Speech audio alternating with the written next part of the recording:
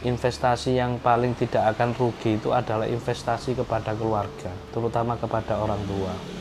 Saya itu istiqomah memberikan orang tua sesuatu yang itu rutin saya kasihkan tiap bulan kepada orang tua. Begitu juga istri saya. Dan saya anggap ketika memang besok saya butuh untuk membayar A gitu, tapi ketika waktu itu duitnya hanya cukup untuk kasih orang tua, saya dahulukan orang tua saya. Kita bisa hidup alhamdulillah cukup, kami bayar SPP, kayak kehidupan biasa aja alhamdulillah. Terus keluarganya suami juga 8 orang. Maksudnya saya sebagai istri ojo ndaki-ndaki kok sih, duwe cita-cita ini jangan terlalu tinggi kan gitu. Tapi bapak tetap bersikuku wis ndak iki jadi nazarku, jadi nazar kita. Kita realisasikan ini untuk bisa membangun musola dari amanahnya Abah. Bismillahirrahmanirrahim. Assalamualaikum warahmatullahi wabarakatuh. Nama saya Muhammad Muntasor, usia saya 39 tahun. Perkenalkan, nama saya Nur Rahmawati Fauzia. Biasa dipanggil sama teman-teman mitra gitu ya, teman-teman tim penjualan itu Bunda Yuzi. Bisnis tas ini kami mulai itu sebetulnya berangkatnya dari reseller dulu. Itu ngambil punyanya temen. Waktu itu kita ada kegiatan kulaan atau belanja untuk ngisi toko. Nah itu sekalian mau belanja tas sekalian, karena ketika itu tas itu lumayan rame ketika itu di online shop. Nah ketika sudah belanja, ternyata produk tersebut terlalu banyak stoknya. Akhirnya tahun 2015 sekitaran Gading Fajar di kota Sidoarjo, kita tiap hari Minggu ngemper mulai jam 6 pagi sampai jam 10 pagi. Itu produk yang kita jual atau yang kita bawa sekitar ada 50 sampai 100 ya Bun ya. Yang laku itu kalau nggak salah ketika itu ya 10, 20, 30 dengan harga 50 ribuan. Ketika itu berjalan kurang lebih 2 bulan atau 3 bulan, jualan kita itu cuma hari Minggu aja sama online. Karena ada banyak razia penertiban pedagang kaki lima di hari Minggu karena macet kan di sana ya Mas ya. Sempat kita nggak jualan itu hampir 1 bulan lebih lah kalau nggak salah. Jadi produk kita itu numpuk. Akhirnya saya sama istri konsultasi untuk bisa nyari tempat yang lain di luar. Musyawarah lah gitu untuk nyari kontrakan. Nyari kontrakan. Kita sebelum 2015 sebenarnya ada usaha Mas. Jadi sebelumnya itu kita jualan online juga tapi khusus baju gitu loh. Terus kita pengennya, wah selain baju kebutuhan fashion apalagi ya. Akhirnya kita nyari di tas itu. Oke lah kita coba di tas gitu ya. Kemarin waktu ngobrol sama bapak, oke lah kita ambil di tas. Waktu itu ambilnya masih di Jakarta gitu. Ketemu teman juga jualannya kok kayaknya laris ya, kita coba gitu. Awalnya online, kita support untuk offline-nya yang di Car Free Day itu memang setiap hari Minggu aja. Tapi itu lika-likunya kita jualan setiap minggu itu ya bener katanya bapak tadi banyak razia. Kadang gitu tuh penertiban gitu ya. Ya alhamdulillah sebenarnya lakunya cukup lumayan sih 20, 30 gitu. Tapi balik lagi karena cuma 1 minggu sekali ya. Akhirnya ngobrol musyawarah sama bapak, Pak kalau misalnya kita nyari kontrakan gimana gitu. Nah kontrakan yang pertama waktu itu ada di Jalan Mojopahit. Nama tokonya waktu itu Tas Murah Sidoarjo Mas. Mulainya memang pure 100% online. Tapi memberanikan diri untuk kontrak setiap tahun. Nah, habis online kita punya toko, mulai berkembangnya ya di situ. Kita mulai fokus yang awalnya eceran satu-satu ke grosiran tas yang murah-murah itu. Tas white label ya. Belum ada brandnya sama sekali.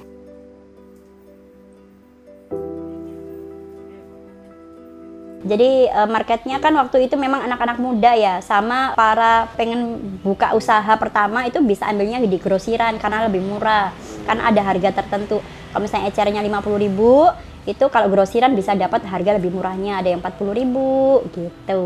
Karena nggak ada kebayangan waktu itu yang lagi hype banget waktu itu memang grosiran tas Mas. Dan di sini kita belum ada kompetitor ya waktu itu ya di Sidoarjo. Kalau misalnya bahas sosial media ya kita benar-benar organik Mas waktu itu.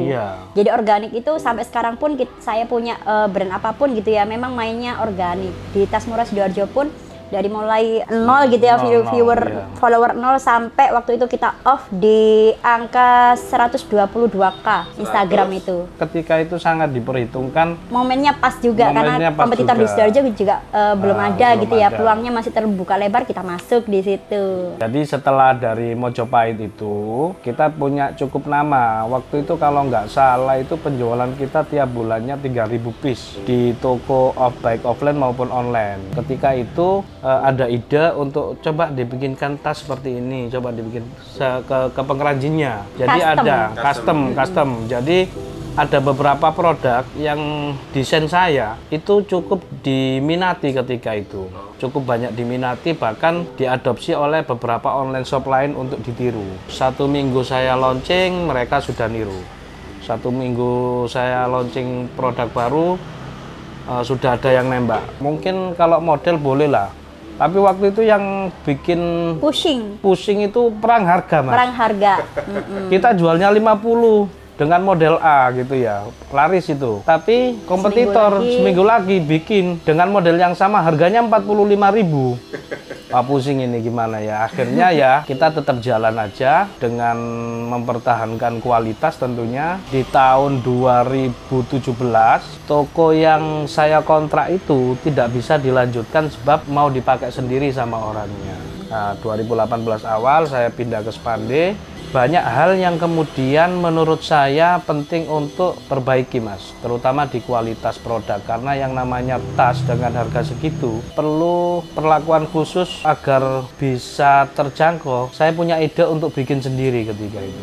Soalnya apa? Soalnya saat saya custom ke vendor gitu ya, tolong bikinkan tas kayak gini, itu hasilnya saya pastikan 80% nggak akan sesuai. Belum sesuai dengan ekspektasi.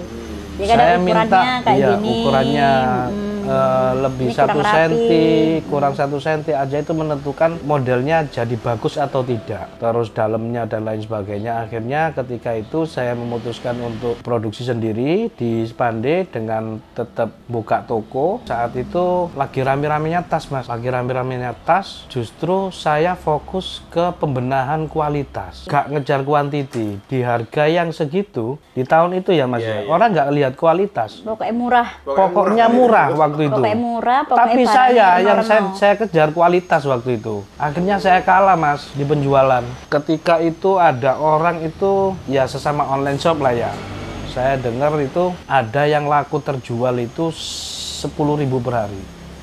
10.000 per hari, Pak? 10.000 per hari. Saya itu hanya bisa jual 2.000, 3.000 per bulan. Karena memang kita fokus ke kualitas, akhirnya model jadi sedikit, Mas. Kuantitinya sedikit. Modelnya jadi sedikit karena kita bikinnya sendiri. Pelan-pelan mulai tidak dilirik nih sama pelanggan karena ketinggalan model, mengeluarkan modelnya kelamaan, nggak bisa produksi dalam jumlah banyak dan lain sebagainya. Flashbacknya akhirnya pada akhirnya kita harus evaluasi sih, Iya. Mas.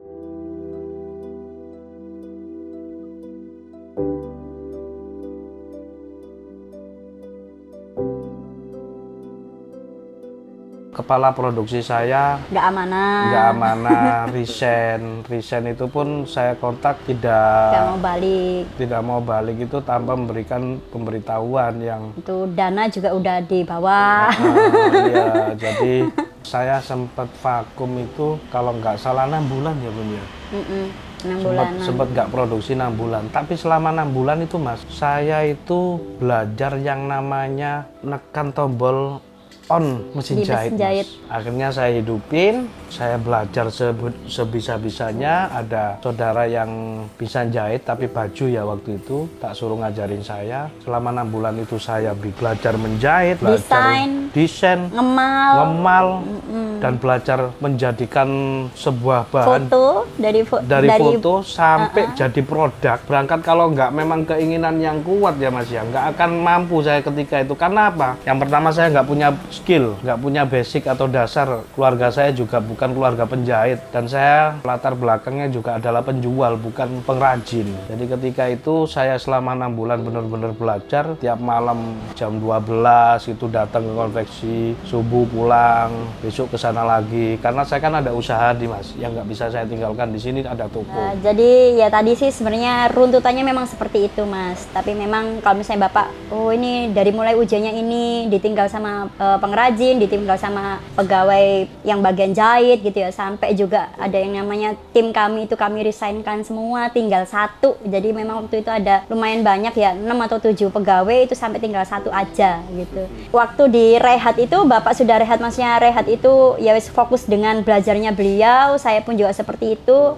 Kami evaluasi ya, banyak hal yang harus dievaluasi. Apa ya kira-kira yang salah ya, mungkin dari faktor Bapak ini tadi terkait kualitas produk atau apa. Kalau misalnya saya sendiri itu nyari cara dengan hal yang lain Mas. Jadi khawatirnya kenapa ya kok usaha ini makin kesini kok makin turun, terus makin ada aja ujiannya, iki lapo, urip iki kok lapo gitu ya. Waktu itu sempat terpikir apa Allah nggak ridho ya gitu, apa Allah nggak ridho ya, kok kira-kira ujiannya kok nggak selesai gitu. Ya walaupun memang di usaha kami yang sebelumnya ya alhamdulillah lah Mas, paling nggak ngono ya ono kita sampai bisa berangkat umroh berdua itu dari usaha yang lama itu alhamdulillah ada. Tapi makin kesini kok nggak makin berkembang, makin ono ayo ujiannya ini kenapa gitu, ada apa, kenapa ya, sampai terpikir waktu itu yang di tempat yang di Sepandi itu yang kita pakai tempat produksi itu kan ojo-ojo dan goro-goro kita itu utang ke bank itu ya, mari ngono. Karena sempat saya itu kan nyari ilmu gitu ya, bukan ilmu hitam enggak ya Mas, maksudnya kita mencoba mencari tahu, evaluasi barangkali kami itu ada yang salah dalam kurun waktu berjalan ini. Alhamdulillahnya ketemu di salah satu channel YouTube gitu ya, kok menyebutkan bahwasannya hutang bank itu termasuk riba gitu. Jadi kayak terasa tamparan tersendiri gitu loh. Ojo-ojo krono awak dhewe iki ono utangan bank yang kemudian Allah itu nggak ridho gitu loh. Karena kalau urusan riba itu kan ibarat kita itu berperang melawan Allah gitu kan Mas. Maksudnya berperang melawan Allah itu memang hal yang tidak dipungkiri, tidak diperbolehkan sama Allah. Tapi kita tetap bersikukuh karena waktu itu kita masih darah-darah muda ya Mas, masih darah-darah muda ketika orang tua ojo pondok, ojo dituruti wis lakonono usahamu iku saono duwe wis gak usah ngoyo-ngoyo. Kita nureken waktu itu. Loh Mi, nek gak disupport ambek bank yo entuk duit toko ndi. Akhirnya kita memberanikan diri utang waktu itu sekitar 550 juta Mas. Banyak ya Mas? Itu hutang yang ya Allah satu bulannya kalau nggak salah waktu itu 10 atau 11 juta gitu, mengkis lah. Itu untuk biaya apa? Pengadaan produksi itu ya? Iya, kebutuhan buat produksi juga Mas. Jadi kebutuhan buat produksi, terus rumah produksinya juga. Itu kita nggak ada yang namanya apa ya gitu tuh, mindset yang loh Gusti Allah itu kuasa loh, kita kok nggak minta sama Allah gitu kok malah ininya ke bank. Akhirnya dari situ sepertinya hidayah itu lihat YouTube itu, terus ngobrol sama suami, ya kayak gini. Akhirnya kemudian kita sepakat, oke lah hutang ini harus kita beresin gitu. Jadi waktu itu kita hutang masih sekitar 2 tahunan Mas. Bismillah wis ayo ditutup ya apa carane, ada sisa uang, sisa tabungan, kita bersihkan semua Mas. Maksudnya kita wis ya apa carane untuk lunas. Memang sampai gulung tikar Mas, bener-bener Mas. Ya waktu itu kan ketika sudah saya belajar sendiri, yang tadi cerita saya itu sebetulnya udah berjalannya tidak baik-baik saja. Orang-orang yang menjahit pun waktu itu keluar masuk, akhirnya saya putuskan untuk berhenti. Saya ingin konsentrasi untuk mengembangkan bisnis saya yang toko snack itu. Terus istri saya juga kepingin konsentrasi di butiknya, online shopnya. Nah, ketika itu saya perhatikan ya bisnis saya di sana udah tutup. Terus bisnis snack saya juga mulai turun terus Mas. Jadi ekonomi sudah nggak baik-baik saja gitu. Ya, ketika itu kalau nggak salah toko online-nya istri saya itu karyawan 3 itu yang 2 diresign kan. Tinggal 1. Padahal itu udah lama ikut saya. Bahkan saya minta maaf sekali, saya sampai tak kirimi WA untuk benar-benar bisa nyentuh bahwa karena memang situasi dan kondisi yang tidak memungkinkan, saya minta maaf yang sebesar-besarnya. Karena memang kan rata-rata yang udah ikut kami itu kan orang-orang udah lama ya Mas. Terus harus dirisainkan di kondisi keuangan yang tidak baik-baik saja, koyok-koyok ngono ninggal. Mesti ikut koyok anak koyo anak, mari ngono harus didesainkan semua. Grosiran itu kita mintai maaf, tidak bisa diteruskan, kita off-kan, kita pamitan ke semua reseller. Terus bahkan usaha saya yang online baju itu ada 3 pegawai, tinggal 1, maksudnya tinggal 1 itu bener-bener 1 ya yang ikut sampai 2015 berarti hampir 9 tahunan lah tuh sampai sekarang nih ya wis koyo ngono iki ono apa ya usahaku kok tambah mudun baik di online shop yang baju terus snacknya bapak waktu itu ya dulu itu rame maksudnya rame itu pelanggan itu banyak sampai saya tambah sepi ki ono opo nek bisa dibilang kita sebelum tutup di semua usaha itu wis menyisakan rumah ini alhamdulillah maksudnya kita benar-benar waktu itu dihadapkan di kondisi ya tidak sampai minus tidak sampai bangkrut enggak tapi di kondisi kayak hampir nol kan sempat saya ngobrol sama Ustadz ini katanya boleh Ustadz ini oh iya nggak boleh karena kan memang banyak benturan kan ada yang berpendapat seperti ini berpendapat seperti itu akhirnya ya sudahlah kita harus berpegang teguh dengan keyakinan kita barangkali mungkin Allah itu memberikan ujian itu ya karena ini gitu loh anak-anak juga waktu itu nek bahasanya itu hampir setiap bulan itu ono absen ke dokter gitu ya ya Allah kayak ono sing gak sehat iku ono sampai ya apa ya kenapa ya sampai ya Allah kalau dulu inget-inget antara usahanya suami itu masih ada mas tapi ketika memang diambil semua karena kan titipan ya waktu itu snack itu titipan sama orang gitu ya nek diambil koyok gak nututi untuk bisa untuk nyaur utang itu nggak nututi saya total nilainya utang saya sama barang dagangan saya itu minus mas tapi ya tetap saya jalani karena memang ya kita ya setiap harinya masih ada perputaran uang ya butuh makan butuh membiayai sekolah butuh ada listrik dan lain sebagainya ya tetap kita jalani aja toh bayarnya juga kan memang di tempo mas biasanya 2 minggu saya minta 3 minggu mas gitu saya minta 1 bulan semakin mundur akhirnya ya banyak yang mulai ragu ini tokonya akeh sing kosong jajannya kok akeh sing entek gitu ini kira-kira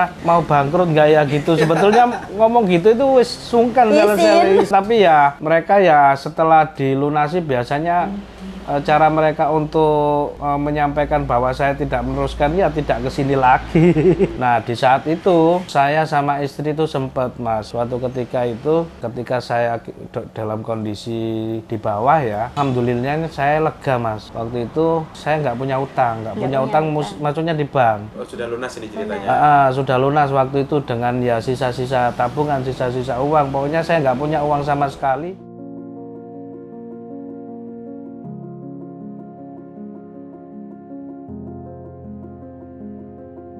Suatu ketika saya itu keluar mas untuk ngopi sama istri bukan kafe ya emperan.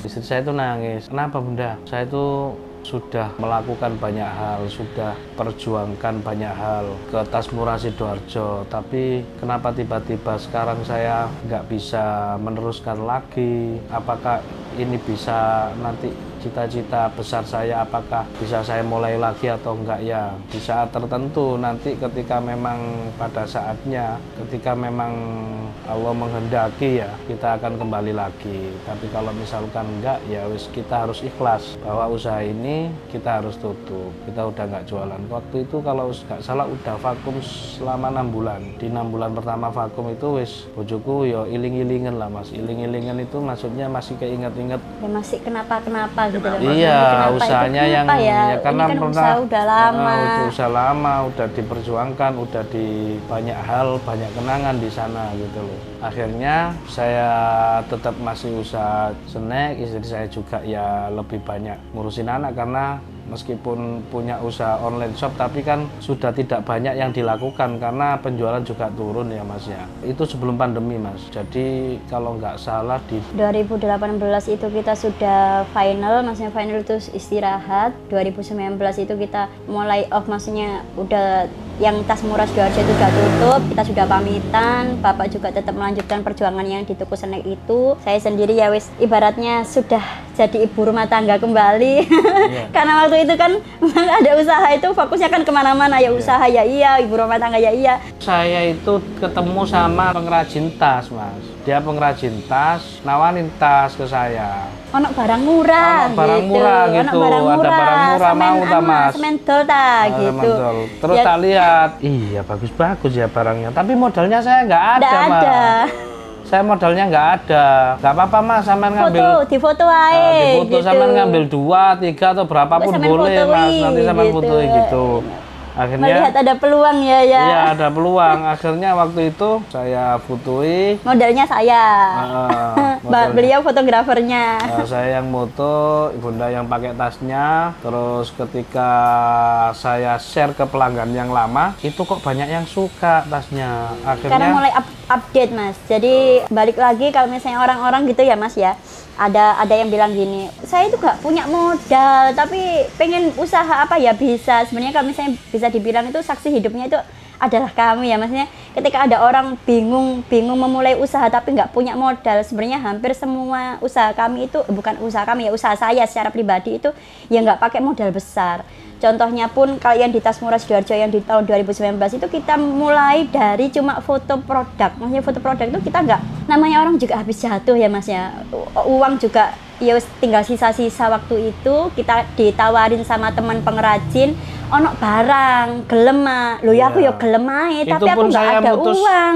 Saya mutuskan mau atau enggak itu nunggu hampir 2 bulan atau 3 bulan mas. Orang yang ngubungi saya sebelum lebaran, sebelum puasa kalau nggak salah. Setelah lebaran baru kita kesana. Lebaran baru kita ke sana. Saya lihat produknya mas. Oh iya ya, bagus-bagus ya produknya, itemnya juga banyak gitu. Sesuai dengan spesifikasinya kita lah iya, ya. Kualitas produknya juga sesuai harapan saya waktu itu.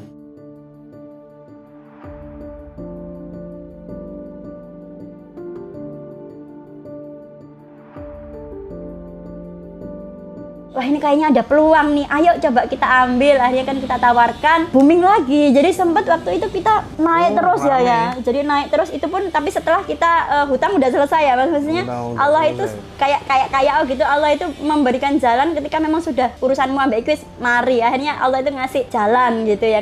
Ayo wes ini kita fokusin lagi. Akhirnya modalkan dari ya foto terus video, kita share ke teman-teman, kita aktifkan lagi di Instagramnya itu karena lama off juga. Kita aktifkan, akhirnya kok ya nggak dalam kurun waktu 5 bulan itu booming lagi mas, rame lagi. Rame lagi. Itu bukan satuan 2 piece, enggak, grosiran malah.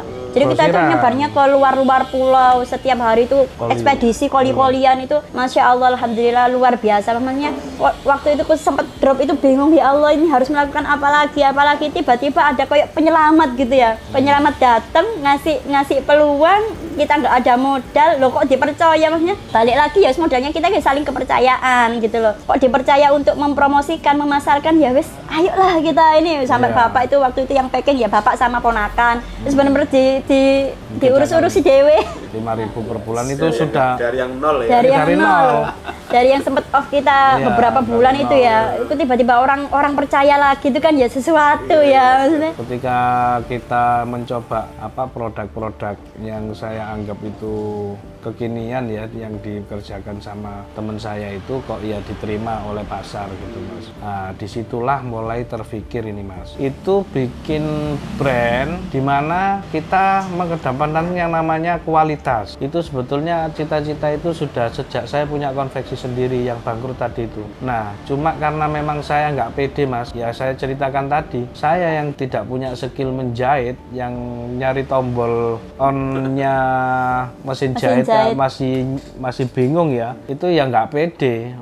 Orang kayak saya kok mau bikin tas bagus gimana caranya kan gitu ya. Akhirnya cita-cita yang sempat terhenti di 2018 itu saya ingin wujudkan di tahun 2020 ya Bun ya. Ketika tapi waktu itu di 2018 waktu kita produksi sendiri itu sebenarnya proses pendaftaran merek mas. Jadi waktu itu kan memang kita nek bahasanya itu kurang ilmu ya. Yang pertama kurang ilmu, yang kedua memang kurang pede. Tiba-tiba kalau misalnya jualan produk brand sendiri kan yo bagaimana. Tapi kita memang waktu itu mendaftarkan dulu secara legalitasnya itu kita harus daftar dulu di Haki. Sempat 2020 itu yang habis tasnya ini yang laris booming itu ya, tadi. Booming itu. Nah itu habis booming ada ujian lagi sebenarnya waktu itu mas. Ujian lagi. Ada ujian lagi. Ini yang perlu tak ceritakan ya.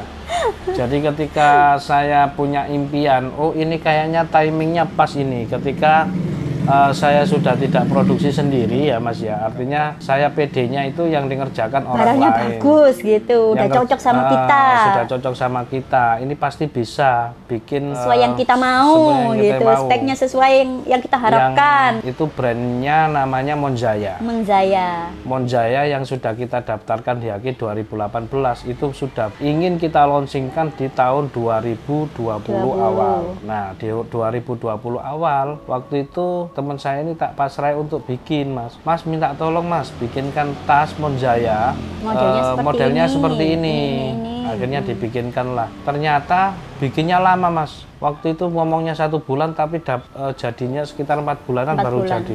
Ternyata nggak sesuai dengan harapan saya. Orangnya saya hubungi, gimana sih produknya, dia nutup-nutupi. Padahal itu orang yang sama loh Mas. Orang yang sama. Iya, jadi beliau ini datang ke kami kayak sebagai penyelamat gitu ya. Iya. Wah ini kita bisa booming lagi nih. Tapi ternyata itu dikerjakan sama orang luar itu. Produk yang saya pesan itu tadi nggak dibuat sama beliau sendiri, jadi ditangankan kedua ke orang lain. Nah itu kan waduh hasilnya itu Mas 600 pieces ya waktu itu ya, 600 pieces pertama nggak bisa kita jual. Kerjaan saya selama 6 bulan itu habis di situ. Habis untuk menebus barang yang tidak bisa kita jual Mas. Nggak bisa dijual. Jadi ujian pertamanya itu di situ. Ya iya. Allah. Monjaya itu sebelum launching ada Wiwit sama Tresna itu ada produk yang namanya nggak ada namanya. Nggak ada namanya. Saya nggak mau kasih nama karena memang nggak bisa dijual. Akhirnya kita udah kan, kita kan nggak punya sesuatu yang bisa habis lagi gitu. Iya habis lagi. Benar-benar habis lagi Mas. Habis karena lagi, memang waktu itu loh 6 bulan kita usaha ya Masnya ngelompok untung Mas 6 bulan. Wes alhamdulillah iki ono harus habis untuk menebus barang yang nggak bisa kita jual. Iya. Dan itu benar-benar itu sampai ketangis karena aku tuh ya Allah ini kok bisa kayak gini gitu Mas, kok ujiannya belum selesai ya, ini kenapa gitu. Saya minta maaf sama orang tua, sama suami. Akhirnya beliau ya bersyukurnya saya tuh dikasih pasangan yang Masya Allah supportnya luar biasa. Jadi support sistem yang luar biasa Mas. Ketika saya mungkin down menghadapi ujian hidup, beliau ini selalu ada untuk mensupport gitu loh. Wes talanda, wes gak popo, wes gak usah dipikiri, wes dilanjut maneng. Barangkali kita bisa melewatin ini, itu kemudian Allah welas ngasih sesuatu yang baik gitu loh. Karena kan guru saya bilang ketika ada ujian kamu bisa melewati, akan ada pelanginya nanti di kemudian itu pasti akan ada sesuatu yang baik. Karena memang sesuatu kayak wis dianggap ini bakal bagus ini wis terlalu banyak yang diangankan gitu ya. Tapi rupanya ujiannya ya Allah, kalau lihat melang-melang untuk 600 pieces mah itu duit ngono terus gak iso tak dol, gak iso tak apa-apa no. Kalau orang laki-laki kan paling secara logika gitu wis ya kalau saya perempuan kan gak iso kayak ngono gitu loh. Aku ini 6 bulan loh, maksudnya 6 bulan ini kepengennya untuk bisa mengembangkan lagi usaha saya yang dulu. Tapi aku wis gak entuk apa-apa gawe nebus barang yang gak bisa aku jual koyo gak ikhlas gitu loh Mas.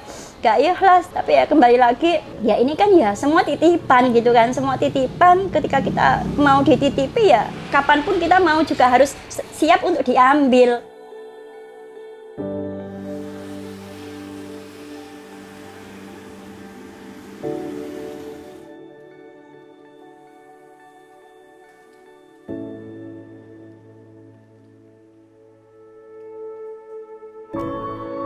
Dan di saat kondisi seperti itu ternyata saya dapat WA Mas mau nggak produk kayak gini gitu ya. Loh Mas, produknya simple kayak gini kok harganya mahal ya Mas ya? Karena kita sudah terbiasa produksi waktu itu Mas ya. Ada sampel contoh, terus akhirnya connect sama bapak gitu Mas ceritanya. Cuma waktu itu saya ragu Mas, ragunya gini, kalau misalkan produk-produk seperti itu kenapa kok bisa mahal ya Mas, mahal, HPP-nya kok bisa mahal. Ternyata ketika produknya saya pegang, ini benar-benar rapi, ini kerjaannya kulit ini sebetulnya, cuma diaplikasikan di bahan imitasi gitu. Akhirnya saya minta tolong sama teman saya ini, Mas minta tolong Mas, saman bikinkan 60 biji untuk yang produk yang ini, belum ada namanya waktu itu, untuk yang model ini saman bikinkan 60 biji. Nekat saya Mas, sebetulnya nggak punya uang saya, tapi saya memberanikan diri untuk memesan. Ini kalau nggak laku gimana ya? Karena gini Mas, saya ini backgroundnya itu dari jualan yang murahan ke yang mahal. itu kan butuh effort yang tinggi Mas. Artinya butuh keyakinan kuat bahwa nanti produk saya pasti akan laku kan gitu kan. Nah, biasanya jual harga 50 ribuan, kok ini ada harga 100 ribuan. Nah, dari Monzaya itu ketika itu saya wis berani, udah Mas, yang ini saya bikinkan 60 biji. 60 biji itu pun 3 warna. Di saat ketidakyakinan saya itu tadi, saya tetap optimis bahwa nanti pasti ada yang beli.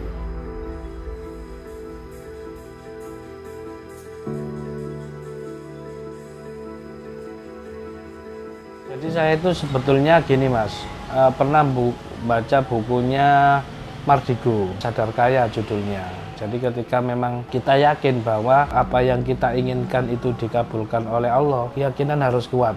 Misalkan gini, waktu itu saya membayangkan Mas, akhir tahun saya harus punya uang 1 miliar. Nah, ketika itu impossible bagi saya Mas. Impossible Mas, Karena bagi saya kami, dari sebenarnya nol bukan ya. Bapak saja sih, Iya, bagi waktu kami. Itu, akhir tahun depan saya harus punya uang segitu Mas. Itu saya masih bergulat sama Bapak, Kak iso Pak, yo apa carane? Mungkin Kak lho apa kok sampean ono cita-cita seperti itu. Pokoknya akhir gitu. tahun 2020 saya harus punya uang 1 miliar. Gimana caranya? Saya berdasarkan buku itu, kalau misalkan kamu yakin bahwa Allah itu kaya dan benar-benar meyakini betul Allah Maha Kaya, pasti akan terjadi apa yang kamu inginkan. Wes pokoknya ketika sampean pengen punya sesuatu, jangan pernah membatalkan doamu. Jangan pernah membatalkan doa. Itu satu bab yang memang ada yang dibahas khusus ya. Jangan pernah membatalkan doa. Itu yang kemudian mantep banget di hati. Ketika itu Monzaya mulai kita pasarkan dari Status WA. Status WA. Jadi waktu itu runtutannya itu kami memang pesan Mas ke pengrajin yang dari Bapak itu tadi ya. Kita produksinya 60 pieces Wiwit sama 60 pieces Tresna. Oke Pak, minta tolong ya model ini diproduksi, diproduksi. Tapi memang saya pembayarannya nanti mundur kalau misalnya sudah jadi saya bayar gitu, akadnya seperti itu Mas. Tapi memang saya minta tolong untuk dikasih sampel produk. Jadi dari 3 pieces wiwit dan 3 pieces Tresna ini yang kemudian saya pakai bahan promosi. Balik lagi, saya ini adalah tipikal orang yang minim modal tapi kepingin keuntungannya gede gitu ya Mas. Nah saya sendiri akhirnya mengasah skill saya yang ya lumayan cukup lama ya Mas, kita jualan online. Segala aktivitas untuk mengenalkan brand ini tadi benar-benar organik, maksudnya organik ketika memang ini loh saya punya brand Monzaya loh gitu. Jadi memang saya pasang di status WA, di status Facebook, karena memang saya sendiri sampai sekarang pun masih personal branding gitu ya di Facebook Mas. Kalau brandingnya produknya di Instagram seperti itu. Jadi setiap aktivitas kami, Bapak packing, Bapak QC, saya juga ikut QC, itu saya gencarkan promosinya di sosial media sama di status WA. Akhirnya orang-orang kan pada kepo, lo pun jualan apa sekarang gitu. Lo nggak tas yang dulu lagi itu sempat kita nggak diterima ya sama pasar waktu itu. Maksudnya orang-orang kaget, loh selama ini kan jualannya tas yang murah-murah, kok tiba-tiba jualan harga tas kian, nggak ada yang mau Mas. Jadi member saya, reseller saya yang tas murah Sidoarjo itu ada 1.500 orang. Dan itu ada wadah grup sendiri, itu ada ratusan orang, Instagram juga ada dengan ratusan ribu orang, itu nggak ada yang mau melirik produk saya, bayangkan. Nggak ada. Jadi memang benar-benar itu murni dengan target market yang berbeda Mas. Rupanya memang Monzaya ini kayaknya memang punya market yang berbeda ya. Kita nggak bisa tawarkan produk ini ke database yang lama dengan pelanggan-pelanggan yang lama, nggak bisa. Tapi bersyukurnya waktu itu ada 2 orang yang percaya Mas, dari Sidoarjo yang sekarang saat ini jadi agennya Monzaya, sama di Tulungagung yang distributor saya itu. Beliau itu resellernya tas murah Sidoarjo yang lama. Ketika saya tawari produk, beliau mau membantu mempromosikan. Karena kita kalau misalnya promosi sendiri kan ya kekuatannya kurang kan Mas. Oke, dibantu sama Bu Nikmah waktu itu agen saya sama Mbak Tita yang ada di Tulungagung itu tadi. Jadi memang prosesnya benar-benar murni organik. Jadi organik itu dari mulai mengenalkan yang kita jualannya tas murah, terus harus mengganti bisnisnya kemitraan ya. Jadi waktu itu kan grosiran yang tas murah Mas. Yang di Monzaya ini kami baru pakai yang namanya sistem bisnis kemitraan itu. Nah padahal sebenarnya kami pun sendiri tuh nggak ada background yang tahu namanya sistem kemitraan itu seperti apa Mas. Benar-benar nol podol melaku.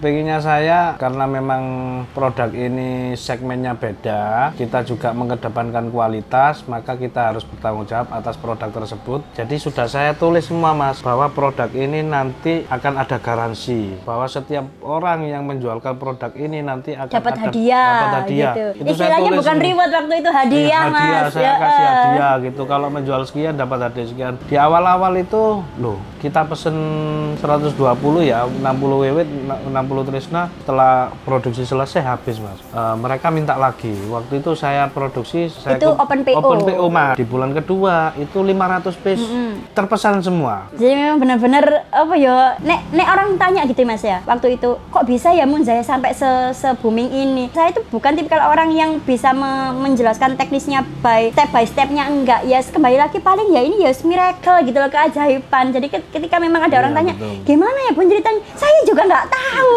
Saya itu terjun benar-benar di Munzaya itu koyok-koyok ya sebuah keajaiban aja gitu loh. Karena kenapa kok bisa keajaiban? Karena waktu saya lahir Munzaya itu Mas, itu kan di masa pandemi sebenarnya. Iya, di Bandung. Dan itu hampir lockdown di tahun 2020, 1 September 2020. Di mana secara logiknya itu ya, manusia zaman now wis ngurusi ini mesti bagaimana caranya bertahan hidup, bener ya? Yang pertama bagaimana caranya bertahan hidup, yang kedua banyak sekali waktu itu tuh PHK-an. Jadi wis survive. Orang itu kan fokusnya survive, tapi ketika kami menawarkan produk loh yang tambah mahal, kok orang bisa tambah percaya, tambah mau beli, itu kan nonsense sebenarnya.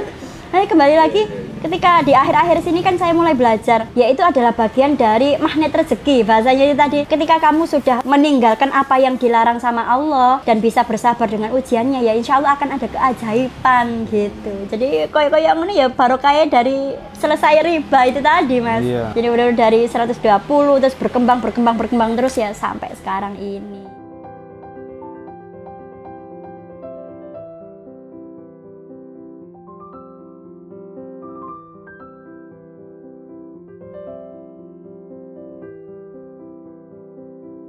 Dari 60 habis, 500 habis gitu ya. Bulan ketiga itu 1.200. Itu masih kita handle sendiri Mas. Kita Masnya handle sendiri. ada admin khusus Habis yang dari jawabin. 1.200 itu meningkat lagi di bulan keempat itu pesanannya udah Belasan 5.000 Mas. Iya, sampai belasan ribu. Itu udah wis agak kuaco itu Mas. Bukan agak kacau sekali. Kacau sekali. Karena ibaratnya kan mumpung peluang lagi kan ya, mumpung peluang ya Mas. Saya kan tipikal orang yang anti nolak rezeki ya. Ya, di saat itu mulai kita nata sistemnya, kita mulai mendengarkan keinginan pasar. Maunya seperti maunya apa, keluhan pasar seperti potongannya apa. minta tambah karena permintaannya juga lebih dari apa yang kita bayangkan. Jadi saya nggak punya bayangan loh Mas. Dan satu modalnya harus yakin sama percaya, balik ke itu Iya. lagi Mas. Ketika kita yakin sama kuasanya Allah, itu kan bentuk dari sebuah keimanan kita sebagai hamba kan, sepertinya kan harusnya seperti itu gitu loh. Balik lagi kita percaya bahwasanya apa yang kita sedang perjuangkan ini adalah baik untuk orang lain, baik untuk kita. Jadi ya harus kita ikuti aja alurnya seperti itu Mas. Terus sekarang kita ada reward kemitraan namanya sistemnya itu. Dan itu pun kita nyiapin hadiah, waktu itu hadiah-hadiah nggak logis sih Mas. Yang ketika kita bayangkan gak ono iki wong sing bakalan Nggak dapat bakalan. TV, dapat sepeda motor, itu gak bakalan ada yang dapat Mas. Tapi balik lagi ya sekedarullah loh, Allah itu loh kuasa gitu loh. Jadi di tahun pertama kita bisa membagi 17 sepeda motor Mas. Dengan jualan tas. Iya. Jadi benar-benar Reward itu, Iya. rewardnya, belum Rewardnya TV-nya. itu. Belum Penuh, TV-nya. Mas di sini Mas, kulkas, elektronik. macam-macam lah pokoknya. Handphone di sini nih kayak kulkas besar-besar kayak gini, mesin cuci itu reward semua waktu itu. Yang waktu itu nggak boleh diuangkan, harus dibentukkan reward waktu itu.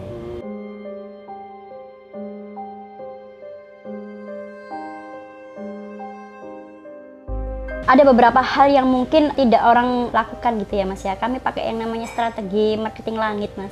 Sesuai dengan visi misinya kami sih adalah Munzaya ini ada agar kedepannya itu bisa memberikan manfaat seluas-luasnya untuk umat, itu yang pertama. Jadi kami sampaikan kepada para mitra, sebenarnya kami hadir ini tidak untuk memperkaya kami kok gitu loh. Dengan pembuktian kami akan terus berbagi manfaat untuk ke semua orang, dalam artian secara sosial pun kita agendakan kegiatan-kegiatan sosial. Contohnya yang di tahun pertama kayak nazarnya Bapak itu ya. Iya.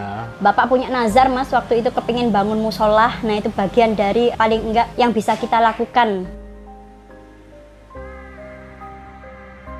Jadi saya mengenal TDA ini sekitar 2 tahunan Mas, 2 tahun lebih lah serentang usia Munzaya ini. Jadi waktu itu kita nggak ada gambarannya kayak gimana-gimana sih Mas. Di TDA Sidoarjo pada akhirnya ketika kita bergabung, kok alhamdulillah banyak support positif ya. Maksudnya kita masuknya bersyukurnya di situ dengan circle yang sama gitu loh. Jadi dengan vibrasi yang sama, dengan energi yang sama. Sampai ketemu pun kita dengan mentor yang waktu itu sama Pak Yuda, waktu itu masih CEO-nya Laziza ya.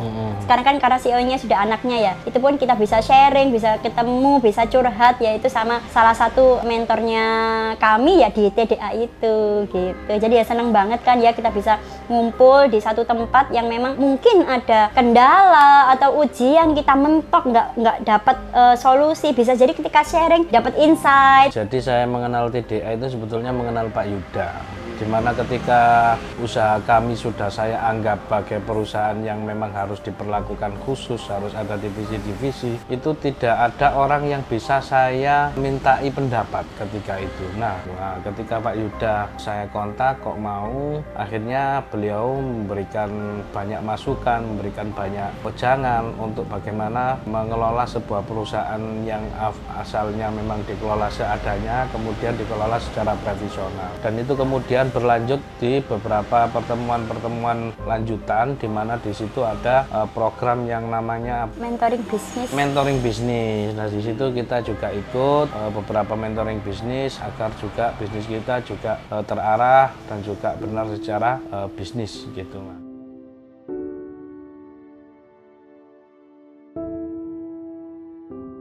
Investasi yang paling tidak akan rugi itu adalah investasi kepada keluarga, terutama kepada orang tua.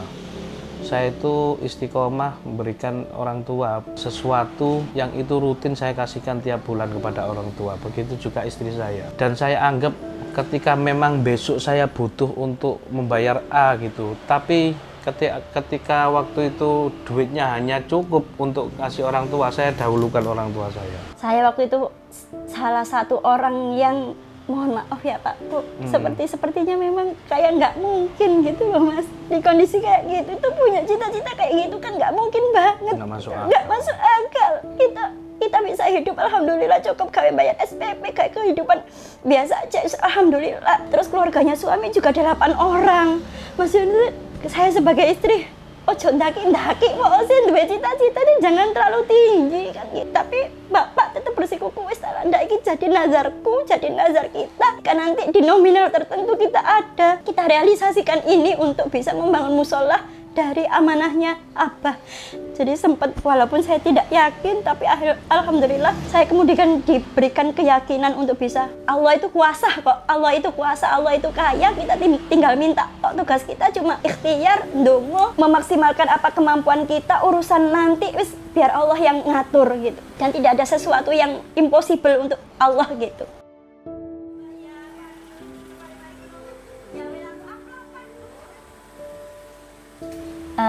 Alhamdulillah di usia Munzaya yang ketiga tahun ini, insya Allah di bulan September kami juga masih membuka peluang usaha, yaitu open reseller, agen dan distributor. Kami welcome, dan semakin berkembangnya kami, semakin meluasnya Munzaya dikenal oleh masyarakat. Munzaya berharapnya bisa mendapatkan rasa sayang tersendiri ya oleh masyarakat Indonesia, seperti tagline kami, Munzaya hadir untuk Indonesia. Bismillahirrahmanirrahim, saya owner Munzaya Indonesia, dan Bapak?